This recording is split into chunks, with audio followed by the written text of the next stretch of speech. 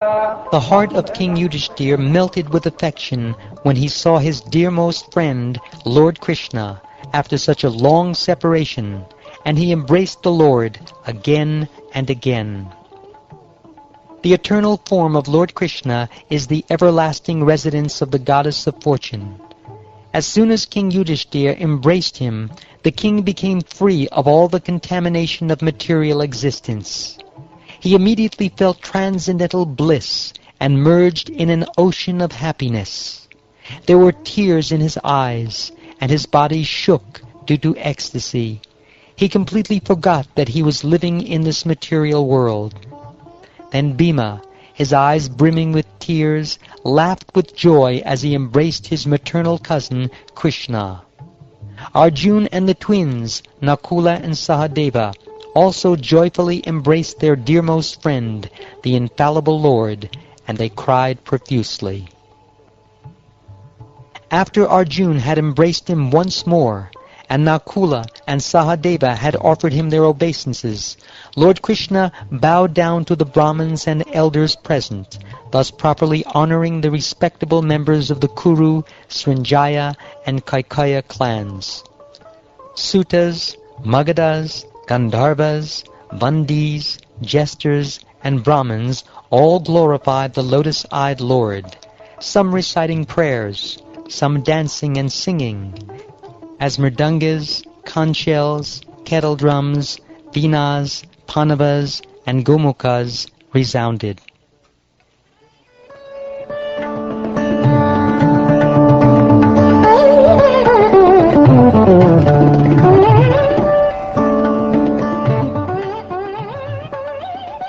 Thus surrounded by his well-wishing relatives and praised on all sides, Lord Krishna, the crest jewel of the justly renowned, entered the decorated city. The roads of Indraprastha were sprinkled with water perfumed by the liquid from elephants' foreheads, and colorful flags, golden gateways, and full water pots enhanced the city's splendor. Men and young girls were beautifully arrayed in fine new garments, adorned with flower garlands and ornaments, and anointed with aromatic sandalwood paste. Every home displayed glowing lamps and respectful offerings, and from the holes of the latticed windows drifted incense, further beautifying the city. Banners waved, and the roofs were decorated with golden domes on broad silver bases. Thus Lord Krishna saw the royal city of the king of the Kurus. When the young women of the city heard that Lord Krishna, the reservoir of pleasure for human eyes, had arrived, they hurriedly went on to the royal road to see him.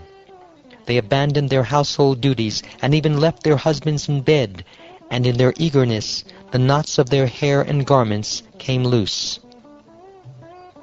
The royal road being quite crowded with elephants, horses, chariots, and foot soldiers, the women climbed to the top of their houses, where they caught sight of Lord Krishna and his queens. The city ladies scattered flowers upon the Lord, embraced him in their minds, and expressed their heartfelt welcome with broadly smiling glances. Observing Lord Mukunda's wives passing on the road like stars accompanying the moon, the women exclaimed, "What have these ladies done, so that the best of men bestows upon their eyes the joy of his generous smiles and playful sidelong glances?" In various places, citizens of the city came forward, holding auspicious offerings for Lord Krishna, and sinless leaders of occupational guilds came forward to worship the Lord. With wide-open eyes, the members of the royal household came forward in a flurry to lovingly meet Lord Mukunda, and thus the Lord entered the royal palace.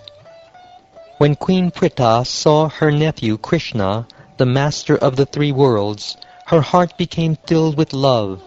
Rising from her couch with her daughter-in-law, she embraced the Lord. King Yudhishthira respectfully brought Lord Govinda, the supreme god of gods, to his personal quarters. The king was so overcome with joy that he could not remember all the rituals of worship. Lord Krishna bowed down to his aunt and the wives of his elders, O king, and then Draupadi and the Lord's sister bowed down to him.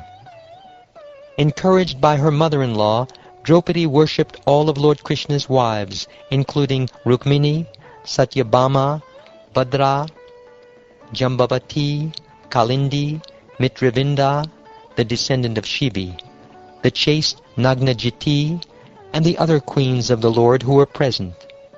Draupadi honored them all with such gifts as clothing, flower garlands, and jewelry.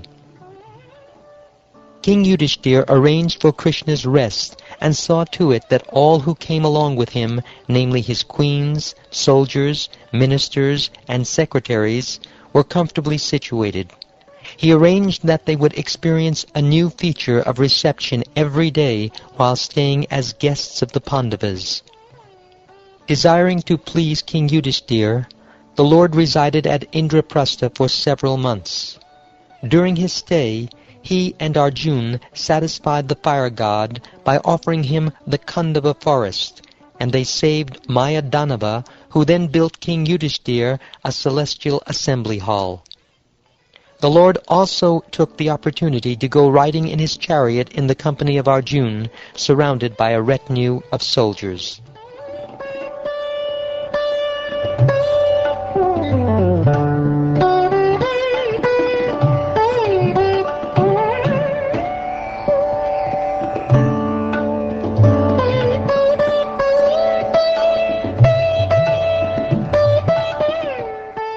Thus ends the 71st chapter of the 10th canto of the Shrimad Bhagavatam, entitled The Lord Travels to Indraprastha.